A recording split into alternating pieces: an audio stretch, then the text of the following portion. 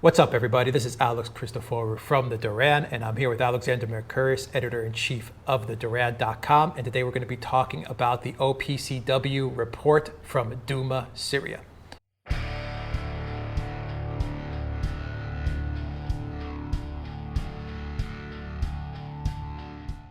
Alexander, the OPCW yesterday gave out a preliminary report. It's not the final report on its findings from Douma, collecting samples to see if there was indeed a chemical weapons attack. This was the chemical weapons attack that led to Trump launching a missile strike in Syria. And it was one of, I believe, 3 or 4 chemical weapons attacks that have been blamed on Assad and subsequently have been thoroughly debunked. And you had this latest one now, which was being investigated by the OPCW. Explain to us exactly what happened here with the OPCW investigating this area, what kind of a role Russia played in helping the OPCW get to this area and investigate it. And tell us a little bit why this investigation and why this chemical weapons attack investigation is different from the previous ones, even though the previous ones have also been questioned as to the legitimacy of blaming Assad. Right, I think you're putting the finger on Russia is the absolutely crucial point, because the OPCW and its secretariat, let's be clear, the OPCW is the Organization for the Prohibition of Chemical Weapons. It is the creation of the Chemical Weapons Convention, which outlaws the use of chemical weapons in war. This organization is supposed to monitor the implementation and administration of the convention, and it has various experts who are supposed to be sent to places where there appear to be chemical weapons attacks to verify whether or not there have been chemical weapons attacks. Now, what the OPCW has been doing until recently is that it has been dominated, its secretariat is controlled by people, by its Secretary General specifically and others, who seem to have been, generally speaking, rather favourable to the US and British position. And they have, until fairly recently, been accepting evidence from Syria of chemical weapons attacks without carrying out investigations in Syria itself.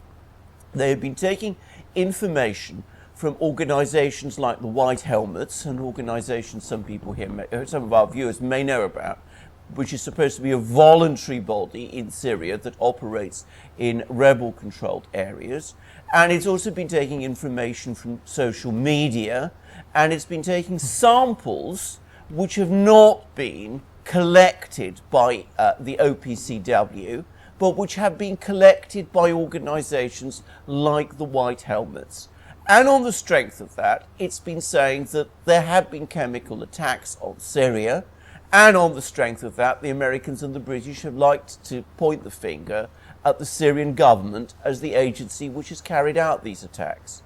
Now, what was different on this occasion is that the place where the chemical attack, the latest chemical attack, this town called Douma, which is near Damascus, that place where that chemical attack was supposed to have happened very quickly fell under the control of the Syrian military and of the Russians. The Russians flooded it with military police.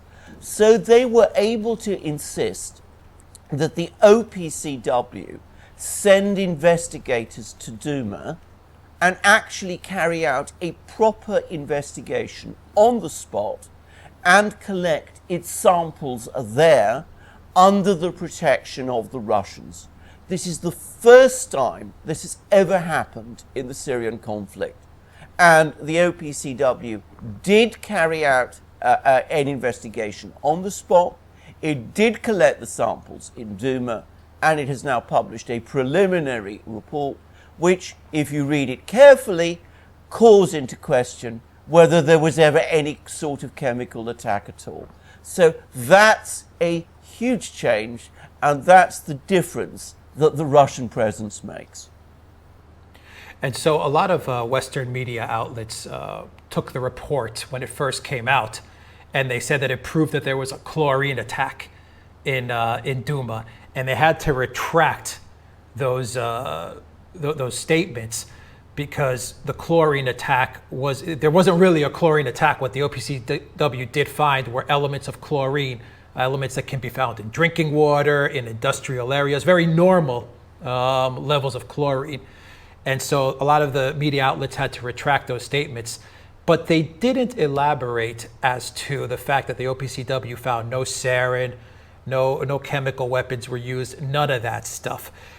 Do you think the Western mainstream media, given that they pushed the story so hard to blame Assad, and they went with what the White Helmets were telling them, and Al-Qaeda and ISIS, because the White Helmets are connected to Al-Qaeda and ISIS, they took what they were saying at face value. I mean, do you think that they're just going to bury this story now and it's just not going to be mentioned? I mean, we almost went to war over this. Well, if you go back to April, I mean, this was a huge story at the time. Douma the whole Western media was full of it, and stories about a chemical attack which happened in Douma.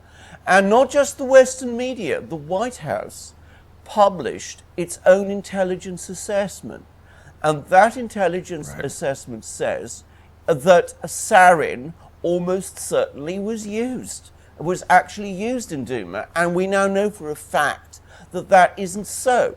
The other thing that the Western media was saying at the time was that chlorine was used.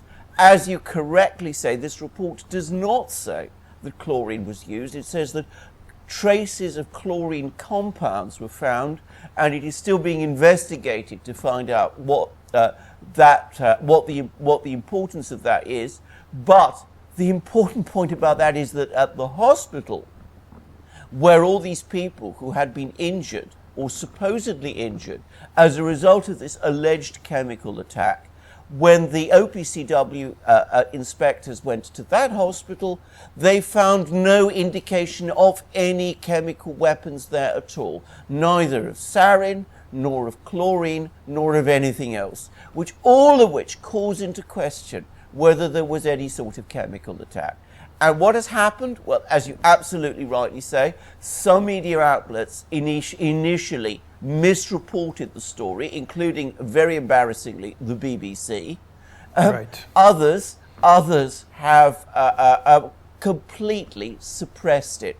So what was a huge story in April is now no story at all in July, when that story that was published in April has been proved to have been almost certainly untrue. Can it be sustained? I very much doubt it, because though obviously the mainstream media and Western governments are going to be hugely embarrassed by this development, obviously the Russians, the Syrians, other people, and of course alternative media are going to be onto this thing. And ideally they're going to let it rest. And though you probably won't see it as a story on television or on the BBC or in the Washington Post, you'll be seeing it as a story in many other places. And with the world as it is today, with all the attempts to suppress alternative media that are being made, nonetheless, it is impossible to keep these stories, to close these stories down. Yeah, we covered the Douma on the Duran. We covered it extensively, and we're going to continue to cover it because this was, without a doubt, a complete lie. It was fake news and a false flag. And like I said, we almost had the U.S. going to war with Russia in Syria over a false flag and fake news. And a lot of this false reporting, going back to what you said, Alexander, starts with the White Helmets. And you mentioned the White House 5-page report, which said that they're almost certain, they're confident, they're 99.99% sure that, sarin gas was used. And now we know it wasn't used. Where's the White House getting this information so as to put this in an official document? Are they colluding? Are they communicating with the White Helmets? If so, doesn't that mean they're communicating and colluding with Al-Qaeda? Because everyone who's been following the Syrian conflict knows that the White Helmets are pretty much an Al-Qaeda subset, an Al-Qaeda group. Well, an ISIS Al-Qaeda group. What's going on here? How are they getting this information and publishing it in the White House? Well, the short answer is that they are getting it from the white helmets. If you go to that report, that 5-page assessment, and you look at other assessments, intelligence assessments that the White House has published, and the National Security Council of the United States has published about previous chemical attacks, they always refer to two sources. They refer to witnesses, and those witnesses are, of course, the white helmets and the people the white helmets find, and social media, which also originates, let's be very clear about this, from the white helmets. And you're absolutely right. Where do the white helmets operate? They operate overwhelmingly in Al-Qaeda controlled areas of Syria. They do not operate in government controlled areas of Syria. And they operate in Al-Qaeda controlled areas of Syria where Western journalists do not go, because if they did, they would be in danger from Al-Qaeda. Now, none of this is ever said, and yet the white helmets have until very recently been receiving funding from the US government, and of course they still receive funding from the British government. Now, very interestingly, a few weeks ago, the US suddenly stopped funding the white helmets. It gave no reason for this, but I suspect that may have been connected with increasing doubts about what this organization is, what it's up to, and indeed the kind of information it's producing from Syria, especially as the US may have had some advance notice about what was going to come from the OPCW about the Douma affair. But the British government, incredibly, still funds this organization. And I mean, that seems to me astonishing. And it shows to me that, I mean, you know, when it comes to Syria, getting rid of Assad became such a priority that the British and American governments simply stopped looking at whom they were getting into bed with. Yeah, it's. I mean, these guys won an Oscar. George Clooney was going to do, or is, I don't even know anymore, going to do a feature film on the white helmets. Essentially, they're propping up Al Qaeda and ISIS. It's incredible. And going back to one of the champions of ISIS, Al Qaeda, the white helmets, one of the people that has been pushing the Assad is an evil dictator, he's gassing his own people narratives is Nikki Haley. Explain to us how this report damages Nikki Haley's already dubious reputation. Well, right, let's actually talk. I'm glad you brought up Nikki Haley, because at the time of the Douma affair, there was a whole succession of meetings of the UN Security Council in which Nikki Haley, basing all her information, as we now know, from essentially the white helmets and people like that, really laid into the Russians. There was, she was going on about how the Russians were protecting Assad. On previous occasions, she's waved photographs of people who she said were children who were poisoned by Assad. And it became unbelievably acrimonious on the Security Council, with the Russians repeatedly saying, let's wait and see. Let's get these investigators there. Let's find out what these investigators are going to say. And Nikki Haley paid no attention to all of that. She used the Security Council essentially as a sort of prop to basically go after the Russians and to abuse them. And, I mean, she must now feel, looking at this report, a complete fool, if she's read it, which I presume she has, because it turns out that what the Russians were saying is almost certainly right all along. And all the things that she was saying over, I think there was 5 meetings of the Security Council that were held over Douma, have been proved to be completely wrong. Can I just say, I mean, you said earlier in the program that the Russians and the Americans nearly fought each other in April over this affair. I think it's worth remembering that things got so bad that the Russian military actually had to issue a public warning to the US not to get into a fight with them. So, I mean, it was potentially a very dangerous situation. The US backed off because the Pentagon didn't want to get into that kind of fight. But, I mean, that was a real possibility. and people like Nikki Haley were entirely responsible for all of this, because they weren't considering whom they were getting their information from. They weren't assessing that information responsibly, and they weren't waiting to do what was the obvious thing to do, which is what the Russians were saying, which is wait and see what the reports say. Going on that point, Alexander, I'll give you my two last questions, and I want to continue the point that you made. I'm sure there's someone in the U.S. government, and I'm sure there's a lot of people in the U.S. government, the military, the Pentagon, that knows the white helmets and these chemical narratives and Assad gassing people is just complete BS. They know it.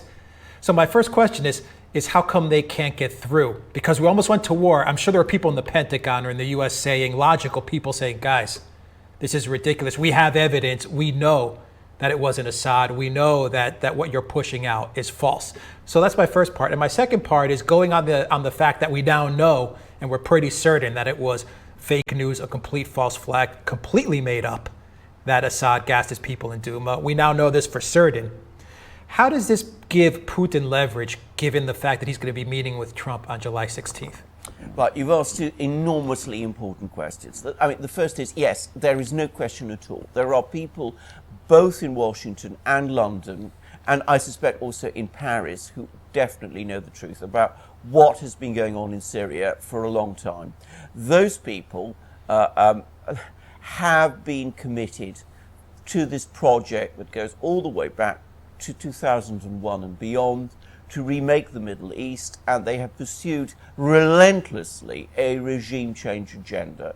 And they've done so in a very ruthless way, and they've been prepared to, as I said, support all sorts of people. Now, I know that some people, for example, think that this idea that the US was involved in some ways with ISIS is a conspiracy theory. And I want to make it very clear, I don't personally think the US actually ever armed ISIS or ever did anything like that.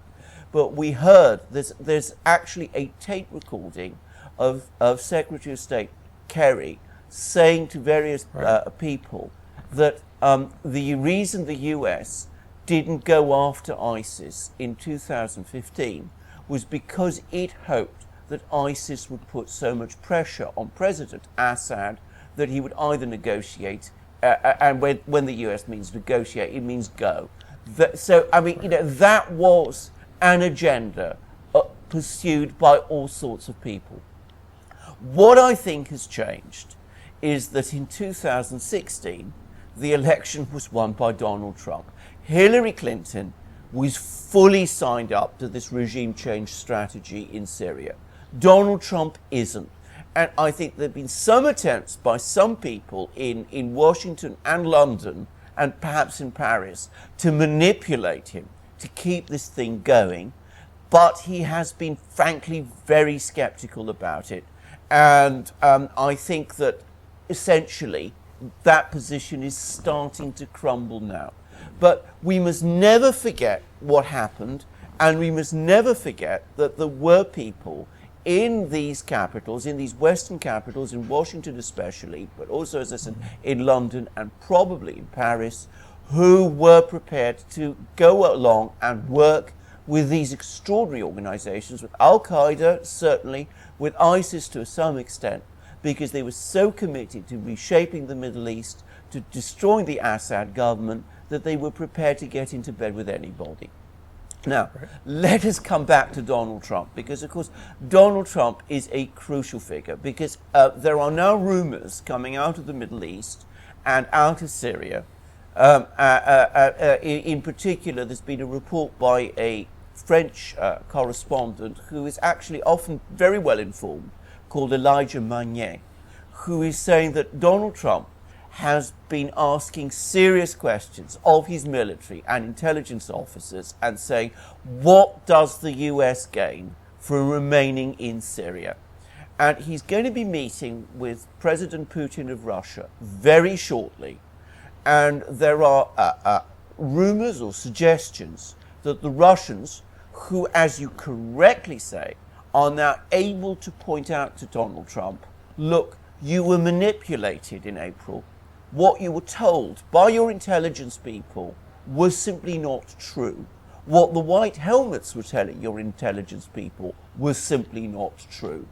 It seems that it's possible that some kind of understanding is being sought between Donald Trump, with Putin pointing all this out to him, by which the US will start to withdraw its forces from Syria. The rumor is that Trump wants to close down this base that the US has in southern Syria at a place called Al-Tanf almost immediately, and that he wants to pull all US troops out of Syria within 6 months. That's the rumor. We don't yet have it confirmed, but it will be consistent with what we've heard. And if that is indeed the position, then of course this report puts the Russians in a much stronger position to explain to Trump, well, this is absolutely in your interest to do. You should follow your inclination, follow your instinct, and do what you appear to want to do, because the people who are trying to keep you there have been lying to you. Well, real quick, I mean, there's so much that we could cover on this topic. Will people like Bolton, Pompeo, and Haley, some of Trump's inner circle, foreign policy team, will they let the Russians convince? Will they let the Russians speak to Trump on this matter and to tell him that he's been duped? Does Trump know he's been duped?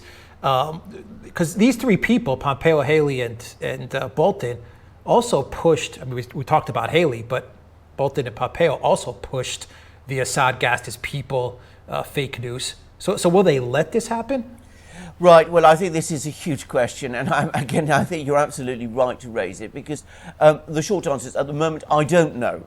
I get the impression that Bolton is realistic enough and hard-headed enough to ask the basic question: what is the US gaining out of remaining in Syria? That's the question Donald Trump is said to be asking, and there are indications, public indications, that he is actually asking it.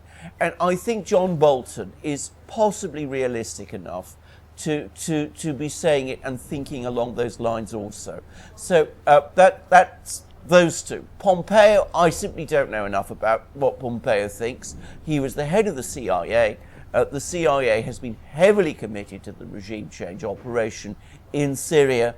Maybe, though, Pompeo, who was only head of the CIA for a short time, maybe he too, as an American nationalist and America firster, which is apparently the line he's taking, he too will take a hard-headed view and say, well, this doesn't seem to me to be in America's interests. Nikki Haley is going to oppose it tooth and nail. She would look a complete fool if the US completely pulled out. I don't think she has the influence by herself to stop it. So we'll see what the other two do. Yeah, real quick, do you happen to know, Alexander, what time frame we're looking at for the OPCW to issue its final findings? Right. Is this a matter of weeks or months or years? I'm going to make a guess, which is at least a year. Because publishing it quickly and coming to the kind of conclusion that it seems to be sort of talking about in this preliminary report is going to be so embarrassing to so many people that they're going to want to keep this buried for as long as they possibly can. Right.